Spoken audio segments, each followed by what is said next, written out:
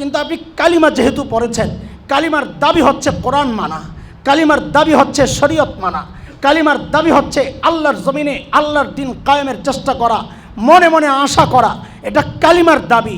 উল্টা যেগুলো প্রতিষ্ঠিত আছে এগুলোই শেষ করার পরিকল্পনা ওরা করতেছে।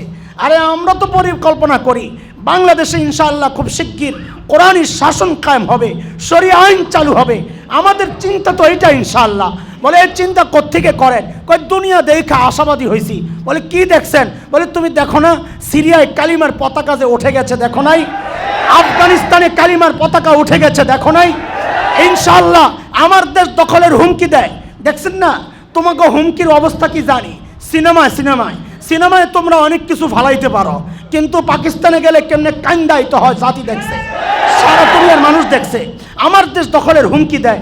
আমি তো বলি হুমকি টুমকি না দিয়া ঢুইকা যা বেটা, সাহস করে ঢুইকা যা, খেলা হবে ইনশাআল্লাহ, খেলা হবে ইনশাআল্লাহ।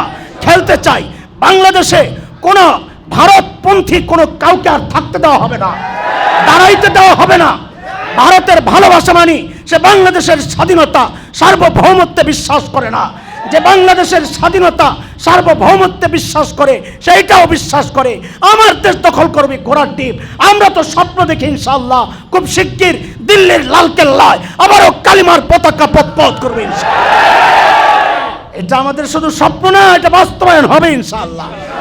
হয়তো সেখানে আমাদের কিছু রক্ত যাবে, দিতে প্রস্তুত আছি আমরা। আরে আল্লাহর দেওয়া রক্ত আল্লাহর দিনের জন্য দিব ইনশাআল্লাহ। রাজি আছি তো ইনশাআল্লাহ। খলিল আল্লাহর কাছে দোয়া করছেন, মনে আসেনি না? হারিয়ে গেছেন। দোয়া কি করতে হবে? শুধু দুনিয়া কি দোয়া করতে হবে? কাজী যারা বলে সংবিধান থেকে আখেরাতের চিন্তাবাদ, আল্লাহর কথাবাদ, বিসমিল্লাবাদ, ওদেরকে বলবো তোরাবাদ। বলেন বলেন। যারা বলবে দিনবাদ তাদেরকে বলবো। আপনি তাকায়া দেখবেন ওদের যেই কয়জন লোক হবে কালকে সমাবেশে, আমি চ্যালেঞ্জ করলাম, ওরা পারলে চ্যালেঞ্জ গ্রহণ করুক। বাংলাদেশের এমন কোনো ইউনিয়ন নাই যে ইউনিয়ন ভিত্তিক এর চেয়ে বড় সমাবেশ ইমানদাররা করতে পারবে। গোটা দেশ না, ওরা সারা দেশ থেকে যেই কয়টা নাস্তিক আইনা জমা করতে পারবে বাংলাদেশে, দুনিয়া পুরা বাংলাদেশের যে কোনো ইউনিয়নে এর চেয়ে বেশি আল্লাহর জমিনে আল্লাহর দিন চাই এমন লোক জমা করা যাবে। ঠিক কিনা বলেন? এত বিশাল জনগোষ্ঠীর বিরুদ্ধে যারা এরকম সুপারিশ করে, আপনি মনে করেন না এই কয়টায় নিজের চিন্তা এগুলা করতেছে। এদের লেজ এখানে, মাথা সেই আটলান্টিকের ওই পারে।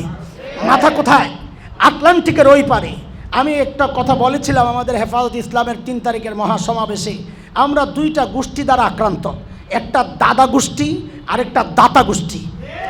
একটা কি দাদা গোষ্ঠী, রাম বাম আর এই যে ফ্যাসিস্ট পতিত সরকারের কান্দে চৈরা আমাদের ইমান আকিদা শেষ করার চক্রান্ত করছিল, পালাইতে বাধ্য হয়েছে।